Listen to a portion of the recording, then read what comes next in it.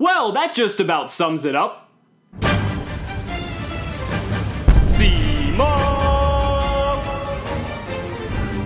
What's going on, guys? It's Cimo. So today I wanted to present to you with a video dissecting the meta for the North American World Championship qualifier, and I guess by extension the South American World Championship qualifier as well, considering that their qualifier is the week before ours, because ours is in 2 weeks, so I guess by extension this is also helping them out as well. And the reason I wanted to make this video is because the European World Championship qualifier, as well as the Central American World Championship qualifier, took place this past weekend at the time of recording this video, and I really feel that the results from these two events are actually going to have a substantial impact on how the North and South American WCQs are going to have their meta shape up. So, what exactly happened these past weekends? Well, if you weren't following any of the coverage, I'm going to go ahead and show you a little graph, and by no surprise, Zoodiac absolutely fucking dominated, and it wasn't even just that, it was just a massive fucking slaughter. I mean, when you have a deck like Zoodiac taking up 43 of the top 64 slots, and I know there was 2 Kaiju Zoodiac, but I basically threw those in with the main Zoodiac because I don't really see those as very differing that much other than running like Slumber. But that aside, if you have 2/3 representation in a top 64 in a massive tournament of this scale and proportion, then that's just an absolute blowout in my eyes. And what also happened, what was really interesting as well, the Central American WCQ was taking place as well, and there wasn't as much focus on it because it wasn't being streamed. There was written coverage of it, but I wanted to showcase the results from that as well. And what was happening there is that 20 out of the top 32 players there were playing Zoodiac. I believe there was 8 True Draco Zoodiac, 2 Pure Zoodiac, and then there was like an ABC player, kudos to that fucking guy, as well as a Wind Witch Invoked. And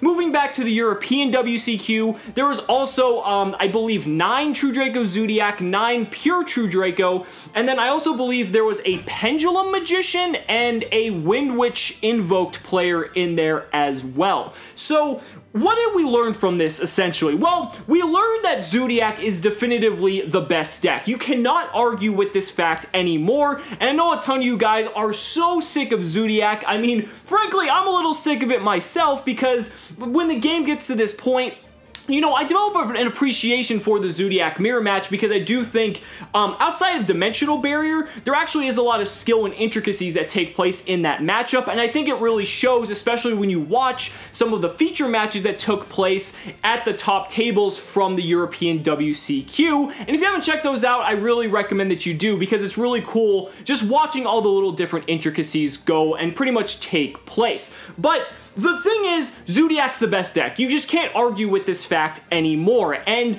if you're really going into the mentality of your North American or South American WCQ thinking otherwise, then it's going to be a bad time for you. Zoodiac is the deck to beat. So quite frankly, if you're going into this event, you need to either have the game plan B, you're going to play Zoodiac and figure out basically how to play it well or well enough to beat everyone else at the event so that you can do well, or you need to figure out the deck that is going to be the absolute perfect counter to Zoodiac, because frankly, when you're playing your Swiss rounds, and this tournament is like 11-12 rounds of Swiss, you know, you're going to have to play a lot of Zoodiac. And just based off of these numbers here, I want to showcase what I feel is going to be the meta for both of these tournaments. So I brought the pie chart back. I know you guys enjoy it. And going off my pie chart here, I'm forecasting that 60 to 65% of the meta is going to be Zoodiac. And that's just about on par, if not slightly higher, than what the top cut representation was at the European and Central American WCQs. Because I believe, now that everyone has seen just the massive representation that Zoodiac has had, that's going to cause an influx of players here in North and then in South America by extension to just pick up the deck and start playing it because they realize it's the best deck. So they're going to adapt and they're just going to start playing it, which means there's going to be even more Zoodiac players. So that's just going to increase the count, making Zoodiac, you know, it was already the deck to beat, but now it's just going beyond beyond that. Now it's just like, it's Zoodiac or bust at this point, which I believe is a little bit fucking crazy. But it's not going to be just Zoodiac. It's very rare that a tournament is ever like that, so I mean, we have the 65% for Zoodiac, but then we also, I believe there's going to be about 20% of the representation is going to be made up of True Draco Zoodiac players, and True Draco Zoodiac is still a good deck, don't get me wrong, but by comparison to pure Zoodiac, you know, it has a lot of amazing 2-card combos that it's capable of doing with cards like Dragonic Diagram, Barrage. It can abuse Ram a lot better than a deck like pure Zoodiac, but frankly, it runs a lot more inconsistent cards like the Diagrams and the Masterpieces, and you know, you've got to run stuff like Heritage and True King's Return and all these other cards that it kind of, when you put it all together, especially for a tournament of such longevity, you really have to value consistency over the ceiling and really the power that a deck has, because consistency in the long run is really what's going to win you games, especially with a tournament of this length. Now, that isn't going to be all. I also feel that 10% of the meta is also going to be made up of pure True Draco. Pure True Draco is really interesting because it's a little bit like Monarchs in a way, because, or even kind of like a Towers Protect the Castle kind of deck, because you pretty much get out your Masterpiece or, you know, even your Dynamite Fighter or things like that, and then you just have a fuckload of back row, and you really just hope that your opponent can't play through it. Now, the benefit of this is that they can play cards like Skill Drain, and they really don't care about it whatsoever, because Skill Drain is a card that's absolutely anti-meta, especially in a Zoodiac meta, and completely shits on the deck, but again, I believe it's a little bit of a glass cannon because it does, even though it runs a myriad of different draw cards, Card of Demise, Pot of Desires, Pot of Duality, all these different things, it suffers still yet from consistency because really, you know, you get your Masterpiece on the board, but if your opposing Zoodiac player or anyone outs it,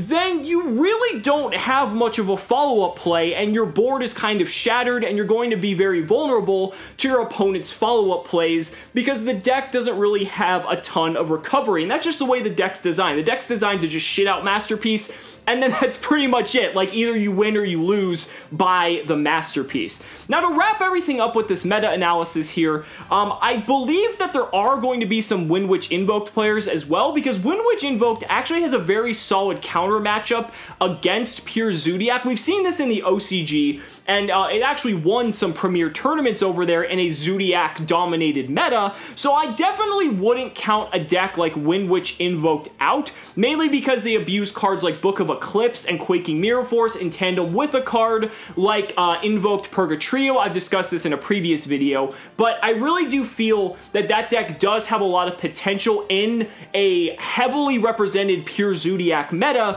to actually have a significant chance. And if you're looking to take something that isn't Zoodiac, you know, that's something that you could consider taking as well. The biggest problem with this deck, again, I mean, it's not as consistent as Zoodiac, and at the same time, it also does have some difficulties with Masterpiece as well, but other than that, it's a really, really solid deck overall. And last but not least, I do want to talk about Pendulum Magicians, because some Pendulum Magicians were on display at the European WCQ as well as in Central America, and the deck actually fared all right. It managed to get a top cut spot in the European WCQ, and there was actually a few people playing it as well. It got some feature matches in the later rounds of the tournament, which means that it was actually doing fairly well, because they typically only do feature matches of decks that are of better records. So it shows that Pendulum Magicians actually can compete in this meta, and I don't think that's really too much of a surprise. I was predicting in the past that, you know, it was gonna maybe sneak in a couple spots, mainly because of the fact that the cards are very new, and if people aren't prepared for it with cards like Anti-Spell, you know, Unending Nightmare, Imperial Order, all the pretty much Pendulum hate cards, then I felt it was going to sneak a couple spots into the top cut, and it did. Even though people were playing these cards, I don't really think people looked at Pendulum Magicians as too big of a threat.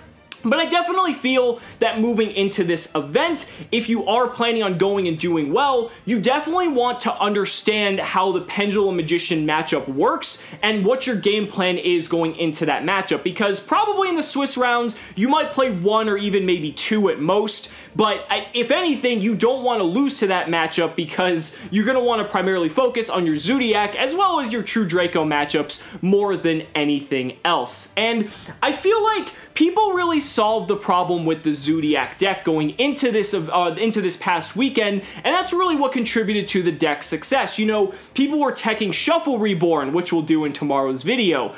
There was cards like Enemy Controller, Soul Charge. These are all cards that give Zoodiac essentially an extended line of play that if they get disrupted in any way, shape, or form, they have almost this comeback ability that allows them to keep continuously just shitting out resources. And the thing is, because any Zoodiac monster is essentially a +2 and a Trident, all you need is that one monster. So if you can continuously find a way to either recur that monster or like steal your opponent's monster in the instance of a mirror match, that's all you need to do well and pretty much maintain an advantage over your opponent. Then on top of that, there's also the fact that the other decks just aren't as consistent. And Zoodiac, it only needs so many engine cards, and then every other card you play is essentially a defensive card during your opponent's turn, a card like Solemn Strike or something like that that allows either to stop their plays or to help you play, or it's a card that helps you play when you're playing into your opponent's field. Again, cards like My Body, Forbidden Chalice for things like Flying Sea and other disruptive cards.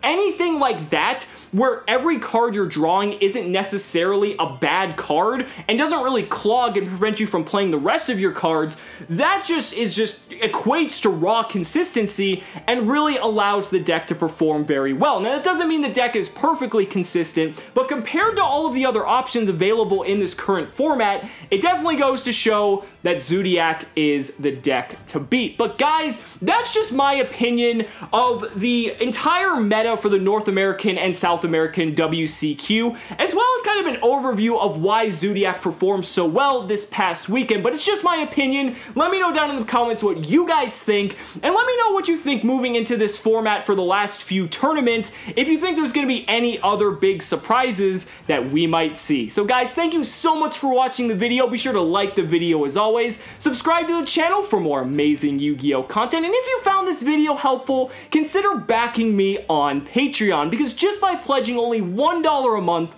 you're investing in my ability to continue bringing you amazing Yu-Gi-Oh content. So thanks so much again, and we'll see you next time.